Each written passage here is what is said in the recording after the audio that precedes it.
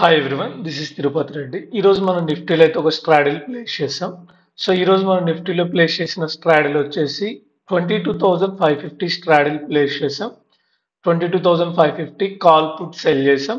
So ఓవరాల్గా ఈరోజు per lot వచ్చేసి మనకి 30 పాయింట్స్ అయితే బుక్ చేసాం.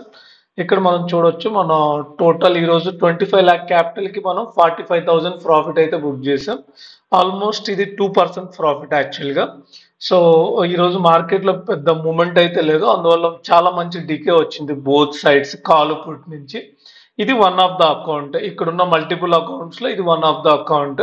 ఇక్కడ మీరు చూడొచ్చు, లైక్ మనకి బోత్ కాల్ సైడ్ నుంచి పుట్ సైడ్ నుంచి, ఒక సైడ్ నుంచి 5,300, ఇంకో సైడ్ నుంచి 3,700, అంటే బోత్ సైడ్ డికే అయింది. రీజన్ ఏంటంటే మార్కెట్ వచ్చేసి కంప్లీట్ కన్సాలిడేషన్ లో ఉంది. సో ఈరోజు మనం ప్లేస్ చేసిన ట్రేడ్ వచ్చేసి ఈ టైంలో ప్లేస్ చేసాం.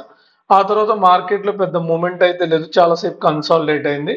ఆల్మోస్ట్ మనం ఈ క్యాండిల్ దగ్గర ఎగ్జిట్ అయిపోయాం. ఈ పర్టికులర్ టైం దగ్గర మనం 30 పాయింట్స్ మనకి ఏదైతే ప్రాఫిట్ ఉందో ఆ ప్రాఫిట్ రాగానే బుక్ చేసాం. ఈ పీరియడ్ అంతా హోల్డ్ చేసాం. ఇది సింపుల్ స్ట్రాటజీ.